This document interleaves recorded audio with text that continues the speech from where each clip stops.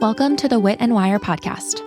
I'm Melissa, a former Teachable employee and marketing director turned full-time course creator, and I help entrepreneurs turn their skills and passions into profitable online businesses. I don't believe that business is one size fits all. That's why this season, I've invited industry experts to compare today's hottest sales and marketing strategies to empower you to use your strengths and create a personalized online business plan. At a certain point in business, every entrepreneur will need a website. But depending on what you sell, how tech savvy you are, how far along you are in business, and how much you're willing to pay, you may be wondering which website platform is really best for you. Should you go with a classic like WordPress or a more modern option like Squarespace? The truth is that Squarespace and WordPress are more fundamentally different than you might realize. And that's why today I've brought in two experts to help us answer these three key questions. First, how do you create a website step by step in Squarespace? And how is that different from WordPress? Second, we'll talk about choosing the right template for your website, plus how to customize it so it doesn't look just like the template, and we'll bust some myths about SEO, because a lot of people believe that Squarespace is worse for SEO, and that just isn't true. Third, we'll talk about cost comparison. And finally, who do we recommend should choose WordPress, and who do we recommend should choose Squarespace? To help us explore both sides, I've invited two very special guests to join today's panel. First up, we have Chelsea Pimienta, a Squarespace website designer and the founder of 23andNine Creative. So Chelsea, you've been doing this for a while, but how did you first get into web design? It started back in college, actually. I had an Etsy shop selling resume designs. And then people started asking me to do logo designs. And then people started asking, well, I need actually a website to go with my business. And I totally loved that because it took my love from like the journalism side of what I learned in school and showing information and telling people stories through design and being able to do that in a more creative way. And I chose Squarespace because it was easiest for my clients to be able to update. And I think a big reason why Squarespace even came to be is because they offered an all-in-one solution, which if I were to talk high level about the difference between the two right off the bat, I would say Squarespace is like all-in-one, where WordPress is more of a choose your own adventure. Within Squarespace, you have all of those, pieces and tools that in other platforms, you might need different plugins and people just want like 1, 2, 3 done. So it's way easier for them to just be able to have it all in one place. We also have Davey Jones. Davey and his wife run Davey and Krista, where they share WordPress and ShowIt templates for creative professionals. He also runs Till Agency for Facebook ad management and is the host of the Brands That Book show. But between the two, it's Krista who had a background in web design. Krista, she started her first business, which is actually a wedding photography business. And at the time had built her own website all on her own. And this is on WordPress. This is like before the days really of like page builders and, real options like Squarespace and Wix. And people were like, hey, can you build my website too? And so that's what started, the beginning of the website design business. And although Squarespace is newer and an all-in-one solution, WordPress has come a long way and the tools today are much more modern than they used to be. When we first started designing websites, WordPress was difficult to package in a way for clients where they could update it on their own. So, to Chelsea's point, I think that's why Squarespace has been appealing. Fast forward a few years later, and you have new page builder plugins like Elementor, which I think really sort of reshaped the landscape for WordPress. So we started building all our WordPress designs using Elementor because then we could pass those designs off to our clients and give them something that was relatively easy to update. It's still very much a choose your own adventure. It's not the same sort of all-in-one, neatly packaged site that you would get with something like ShowIt and Squarespace. But for people who are looking for some added flexibility, like if you want to do something on your website, WordPress probably has a plugin or tool for you to do that. This segues nicely into a big first topic I want to cover, which is ease of setup.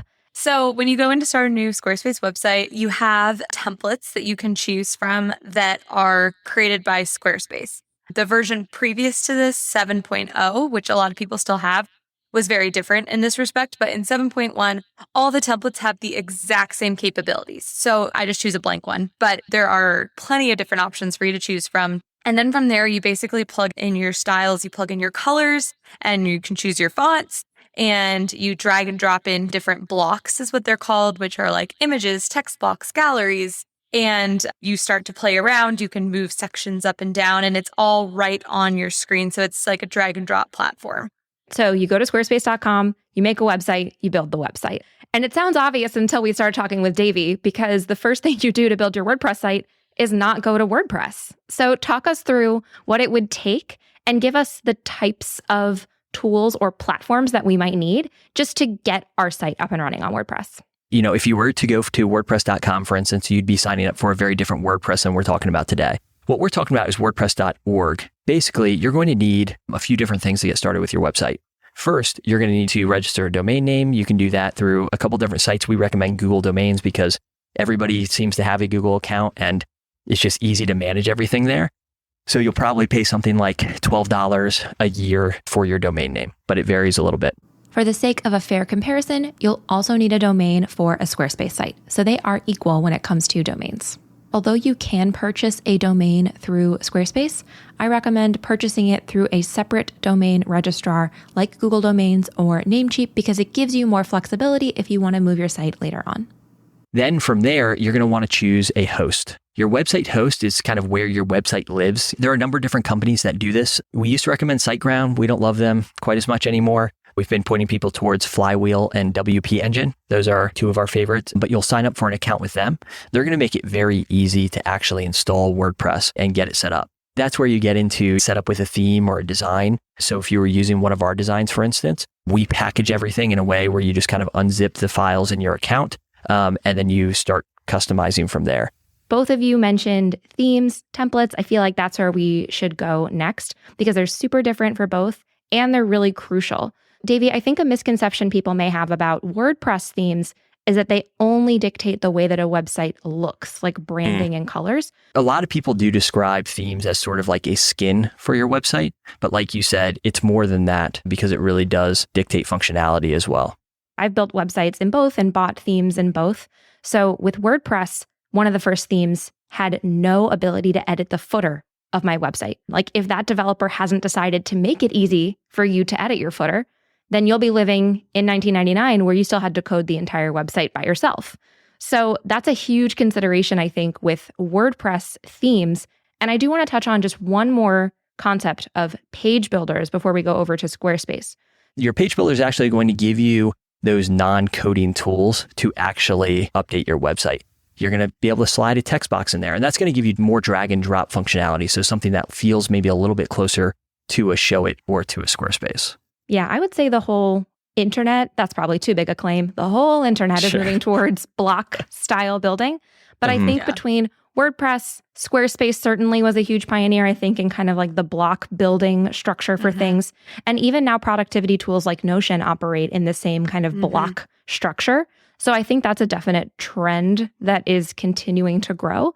But kind of coming over to you, Chelsea, the concept of templates is a little different in Squarespace because there is a built-in option, but then there are third-party templates. So can you talk about the difference between the two? Yes. So when you go into Squarespace to start a website, you have to choose a template to start with. And designers like me or other, website designers are creating a pre-made design.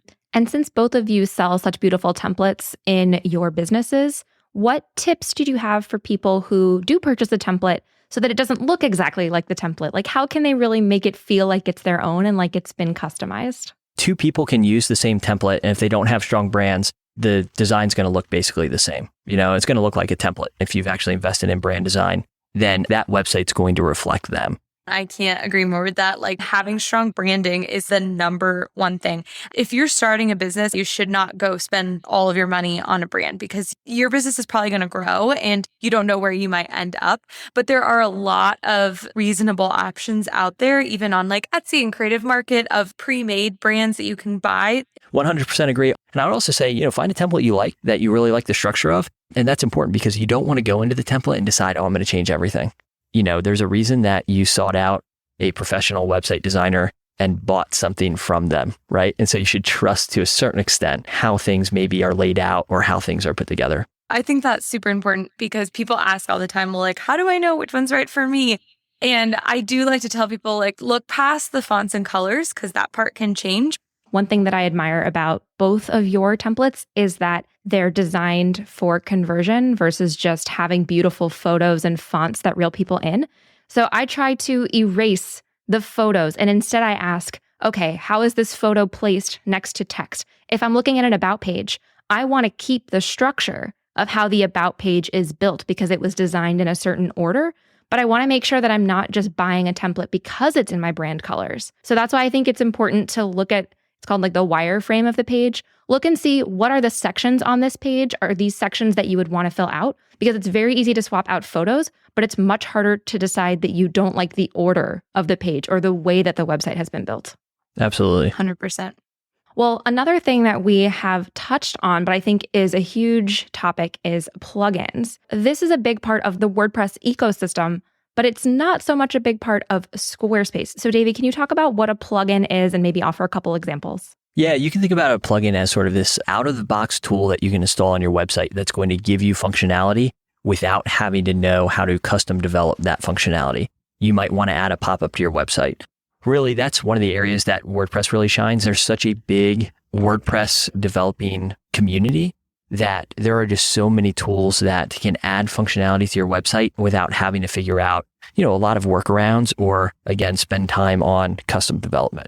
I agree. Anything from adding like shareable social media buttons to my blog posts, to installing a Facebook pixel, to connecting with an email service provider, or like you said, email pop-ups. The plugins are really, I think, the magic of WordPress and a big reason why people choose it, because you can customize in any direction you want. It's almost like with great power comes great responsibility. Like you can do a lot and it can go wrong in a lot of ways. But I do think that that's a huge advantage for the right person to want to choose WordPress. There's definitely a flip side. You add 100 WordPress plugins to your WordPress website, you're going to have some performance issues, right? There's a trade-off just in terms of like how quickly a page loads and things like that. You want to make sure that plugins play nicely together. Certain plugins are going to conflict in different ways, but there are definitely other considerations too. Chelsea, we don't really have plugins in Squarespace, but there are some small things I know that developers do and recommend to people. Plugins in Squarespace are basically written code that you can copy and paste into your custom CSS. But a lot of the things that you just mentioned, for instance, like a pop-up or social media icons and stuff like that, are already built into Squarespace as options. But for instance, for testimonials, there's like this slider block and it shows a photo at the top with text underneath. And that's just how it looks naturally in Squarespace. But if you wanted it to be like fancy and, have the picture to the left and have the text on the right and have animation or something, that would be something you would purchase a plugin for, aka just copied and pasted code that would do what you want it to do. I think that hits on one of the downsides, I'm going to call it, to Squarespace, which is that it's all in one, but it does mean that you can't quite customize some pieces in the way that you might want to without coding. With WordPress, you can do anything. You may have to search a little bit to find the thing that you want, but it's definitely possible out there. With Squarespace, you may sacrifice a little bit of your 100% design vision or functionality vision to work within the blocks that they are literally giving you. Exactly. That's one of the interesting things I think about this comparison is, it's nice that Squarespace has some of these things out of the box, like an email sign up and with the testimonials, for instance. Like I can already think about how easy that would be on the WordPress side of things, just with the page builder. So it's really interesting. This conversation is fun, I think, because, if we were to write these articles individually, just like Squarespace versus WordPress, right? I feel like you don't quite get the other side. So this is enjoyable. Amazing. And actually, Davey, you brought up email, which is the specific topic I wanted to hit on next, because for online business owners, list building is so crucial. And so I wanted to talk about how each platform can enable the business owner to collect email addresses. Squarespace has Squarespace Campaigns, which is built right into Squarespace, and there is a newsletter block. So I talked about how things are kind of in blocks, and you can connect your Squarespace Campaigns or MailChimp or Google Docs right within the block. We can also do third party in a different way, but you can upload your styles straight from your website. So it'll import whatever fonts and colors you're using so that they'll look the same. And then the email builder is exactly the same as Squarespace. So it's like block-based drag and drop. And then you can send to different lists. You can segment, you can set up automations, blasts, whatever. Out of curiosity, What do you think of the native Squarespace email campaigns tool? I really like it, and I used it for a really long time. The only reason that I switched was because I started using a quiz on my website, and I needed to be able to connect a zap from their answer to a certain segment. And you can't use zaps with Squarespace campaigns. And then Davey, there's obviously no built-in option because this is the choose your own adventure route with WordPress. But there are some ways that if you have an email service provider, you can integrate it with WordPress. Whatever email platform that you use, you can integrate with WordPress. I haven't come across one that you can't yet. So whether that's Flowdesk or ConvertKit or MailChimp, I hope it's not MailChimp, but you can. With WordPress. With Flowdesk, you create your form in your email service provider, and then you would embed it on your WordPress website. However, other email platforms like ConvertKit have a WordPress specific plugin that you could download that would create that integration for you. I think what we've learned is that a lot of the email service providers today, you can use that tool separately and create an email opt-in and then copy and paste what's called usually a code snippet or an embed code onto your site. So I wanted to bring that up because this works with both Squarespace and WordPress, where too often I feel like people are asking about plugins and they're asking about integrations. But really all you need sometimes is just to ask the question, can I embed something? Can I copy and paste an embedded email opt-in or an embedded Calendly form or in my world, an embedded podcast player? So none of these tools have to necessarily be integrated. They just have to have some copy and paste code that you can grab. This is one of the reasons that I personally love WordPress is yes, there are a lot of different pieces that make it work, but you get a lot of flexibility and so it looks exactly how you want it to look. And speaking of integrations, can you talk a little bit about how you could sell things through your site? WooCommerce is a plugin. If your design comes with shop templates and things like that, those should automatically apply. One thing I will say though, it would be deceptive to say that WooCommerce is free because there are tools that you'll probably want to use on your WooCommerce shop that cost money. Pretty normal to get a single license for a WordPress plugin, somewhere around like $49, $45. You typically pay on a yearly basis, but of course that kind of stuff does add up. And then with Squarespace, they have a native feature. It does bump you up on their monthly payment plan, but there is shopping. So Chelsea, can you talk a little bit more about what that's like within Squarespace? Yeah. So you add your shop page. You can have digital products, physical products, gift cards, also memberships. And then you can also do recurring payments, which is something that's newer. What the actual page looks like with your product and information, you can style, change your colors, fonts, whatever, but there is no real difference in the look. And the checkout is always going to look the same. It just is what it is within Squarespace. I was just doing some consulting for a company that had a Squarespace shop. And one of the real struggles, I think, when you're looking for ways to increase the purchase value of any given order, that gets a lot harder to do on Squarespace. And there are, ways that you can code that functionality in. But with something like WooCommerce, it's just so easy to add a tool like Cart Flows that really lets you customize the entire checkout experience. And then using a page builder is going to give you a ton of extra functionality. And then there's plugins that you can get as well. A great point. So SEO in particular, there's this myth that Squarespace sites are worse for SEO. So I think that myth comes from there not being a plugin like what WordPress has. But the reason for that is because it's already built into Squarespace. For instance, every page also has an SEO title and SEO description that you can fill out. And then you can also connect Google Search Console, Google Analytics, like you can still connect everything else. So that's kind of the basics of the SEO on Squarespace's side. That's really interesting because we battled that a lot with ShowIt. People saying, I heard ShowIt is bad for SEO. And I think it's just the wrong way to think about search engine optimization in general. At the end of the day, a lot of it's just going to come down to the quality of the content you create on your site. Yep. And if you're doing that well, typically a lot of the other things fall into place. It is true that WordPress is more optimizable.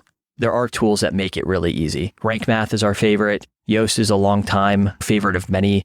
I don't recommend Yoast anymore, but used it for a long time. So there are tools that give you maybe a little bit more control. Yeah. And I think with SEO, the biggest misconception is that the plugin itself causes you to have better SEO. I see the plugin as a calculator. And I think that WordPress has the best calculators. Like I use Rank Math as well after using Yoast for years. And when you have this SEO plugin, it will analyze your blog post to tell you if there are some known strategies that you could use to increase your odds of ranking.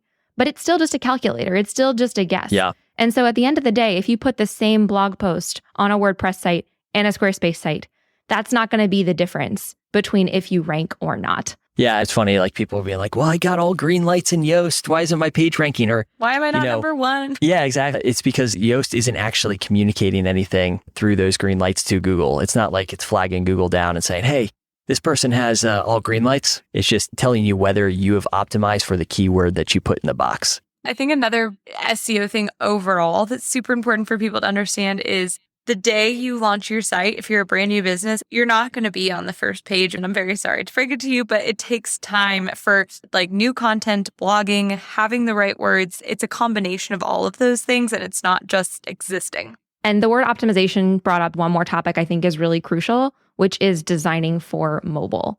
Today, so many people see websites on their phones instead of just their computers. So maybe each of you, can you talk a little bit about how can you make sure that your website is mobile friendly? So how Squarespace works is it adapts the design to your screen size. And there are some settings that you can change in mobile, but Squarespace prides themselves on their design is going to just automatically fit correctly. But in 7.1, you also have options of adding your own mobile logo. And then you can also change what the navigation looks like on mobile. But for the most part, there aren't settings like specifically for each block or page for mobile design because it kind of already does it.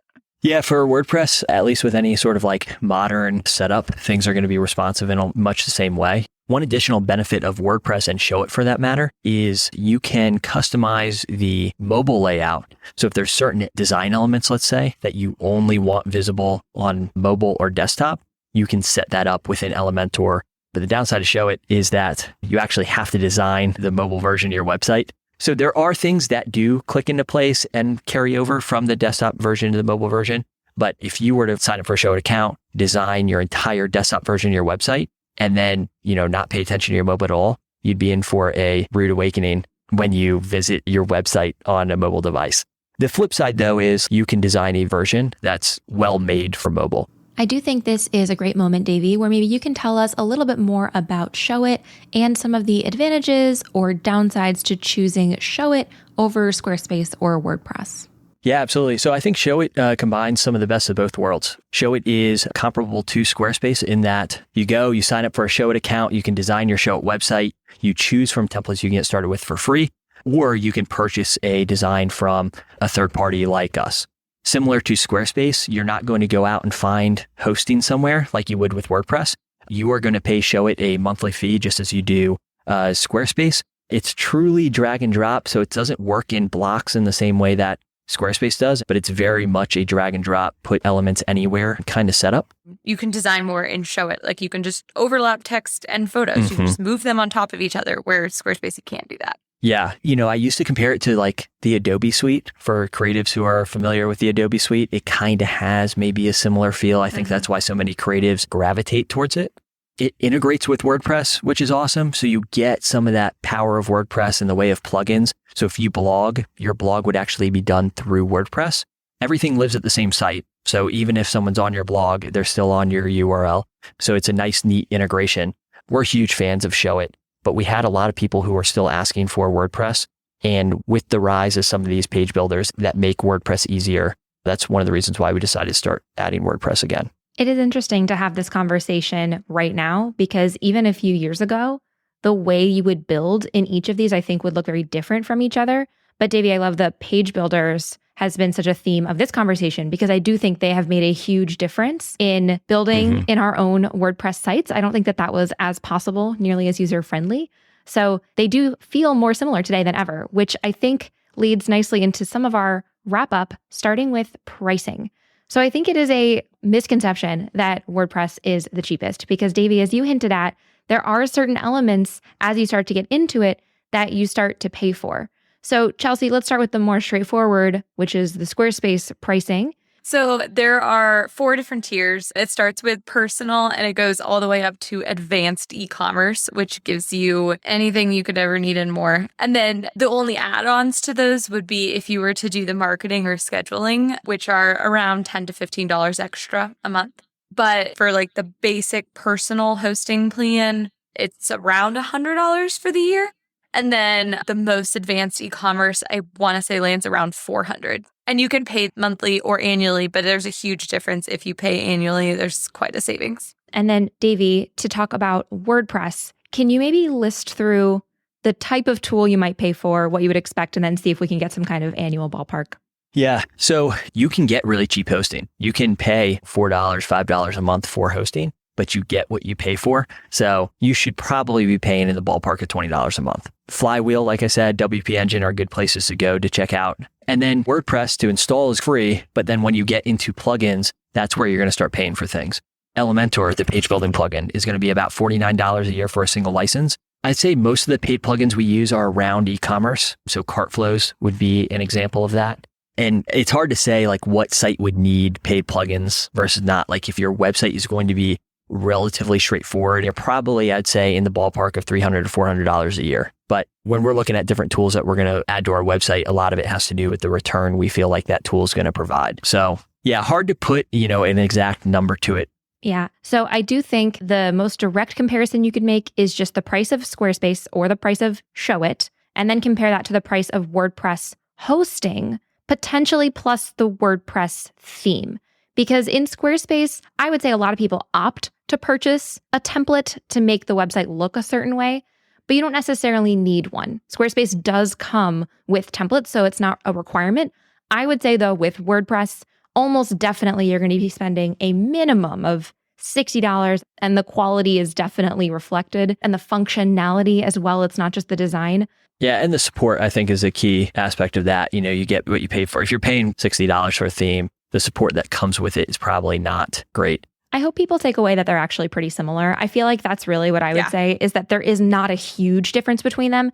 Yes, it might be a few dollars per month different, depending on, Davey, to your point, how many plugins you end up purchasing. And I do think that most people believe that Squarespace or even ShowIt might be the more expensive option, but I don't believe that that is true.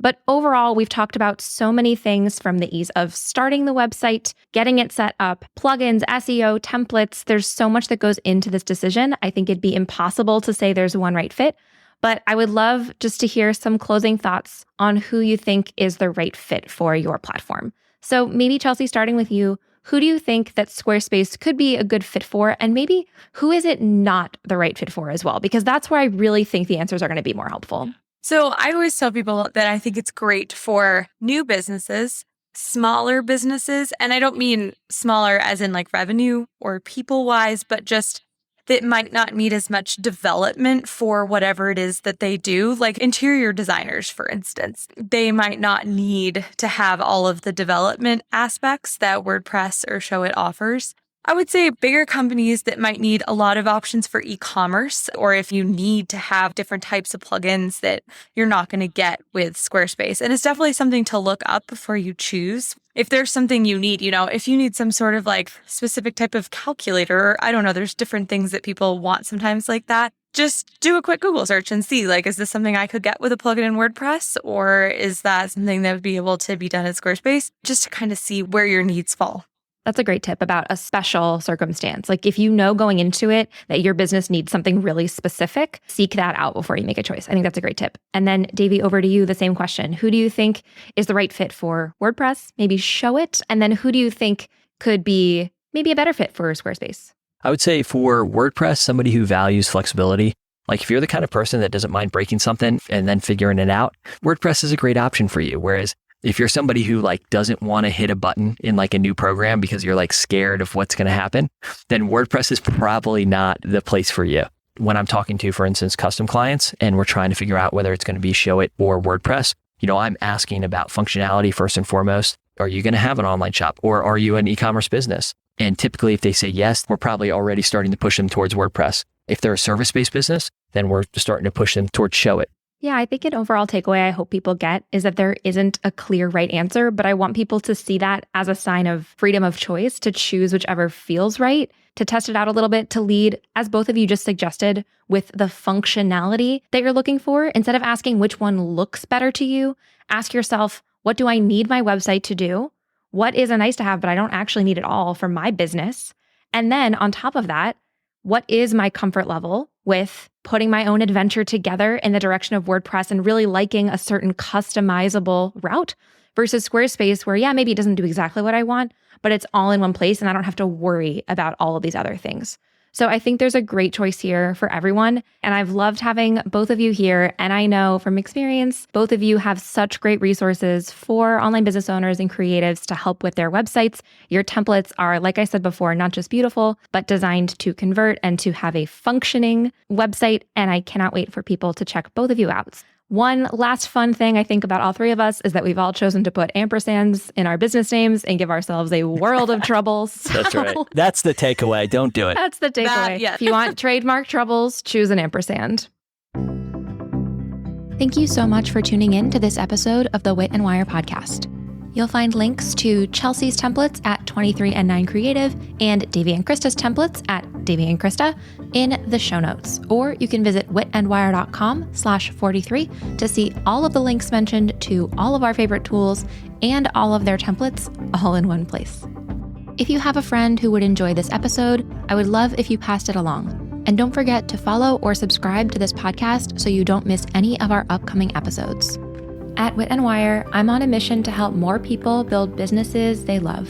And you can learn more about our courses for podcasters and course creators at witandwire.com/courses or find me on Instagram, TikTok, or YouTube at Wit and Wire.